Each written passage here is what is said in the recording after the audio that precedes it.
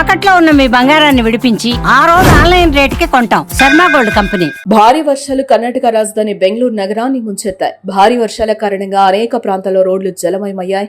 పలుచోట్ల traffic jam కావడంతో ప్రజలు తీవ్ర ఇబ్బందులు పడ్డారు. ఉరుములు మెరుపులతో కూడిన వర్షం పడడంతో చెట్లు నేలకూలాయి. వాతావరణ ప్రభావంతో బెంగళూరుకొచ్చే 20 విమానాలను అధికారులు దారి మళ్లించగా 10 విమానాలు ఆలస్యంగా నడిచాయి. దారి మళ్లించిన విమానాల్లో ఇండిగో 10, ఎయిర్ ఇండియా ఎక్స్ప్రెస్ కు చెందిన 4, అకాసాకు చెందిన 2, ఎయిర్ ఇండియాకు చెందిన విమానాలు 2, దేశీయంగా 18, 2 అంతర్జాతీయ ఇండిగో విమానాలున్నాయి. బెంగళూరులో ప్రతికూల వాతావరణం ఉండడంతో విమానాలపై ప్రభావం పడింది.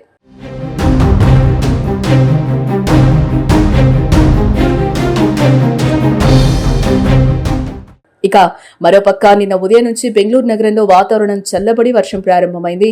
ఇన్నాళ్లు మండే ఎండలతో ఇబ్బంది పడిన బెంగళూరు వాసులు ఈ మారిన వాతావరణంతో కాస్త చల్లబడ్డారని చెప్పుకోవచ్చు.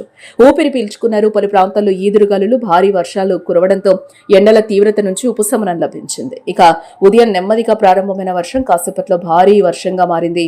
ఉరుములు మెరుపులు, వడగళ్లతో బీభత్సం సృష్టించింది. పలుచోట్ల విద్యుత్ సరఫరా నిలిచిపోయింది.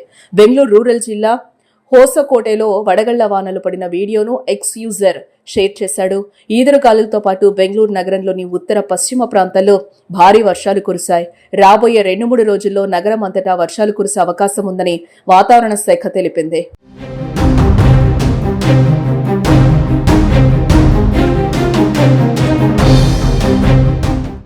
ఇవాళ కూడా తేలికపాటి వర్షాలు, ఉరుములతో కూడిన వర్షాలు కురిసే అవకాశం ఉందని భారత వాతావరణ శాఖ అంచనా వేసింది. మరోపక్క ఒడిశాలో కురిసిన భారీ వర్షాల కారణంగా పలు ఘటనలో 2 వ్యక్తులు మరణించగా 67 మందికి పైగా గాయపడ్డారు. మయూర్భంజ్ జిల్లాలో 600 పైగా ఇళ్లు తీవ్రంగా దెబ్బతిన్నట్టు అధికారులు తెలిపారు. గంజాం, పూరి జిల్లాలో పిడుగుపాటుకు 2 మృతి చెందగా మయూర్భంజ్ జిల్లాలో వడగళ్ల వాన కారణంగా అనేక మంది గాయపడ్డట్లు వెల్లడించారు.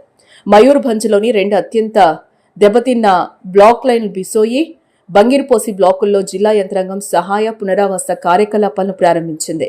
భారీ వర్షాలు కొనసాగే అవకాశం ఉండడంతో వాతావరణ శాఖ హెచ్చరికలు జారీ చేసింది.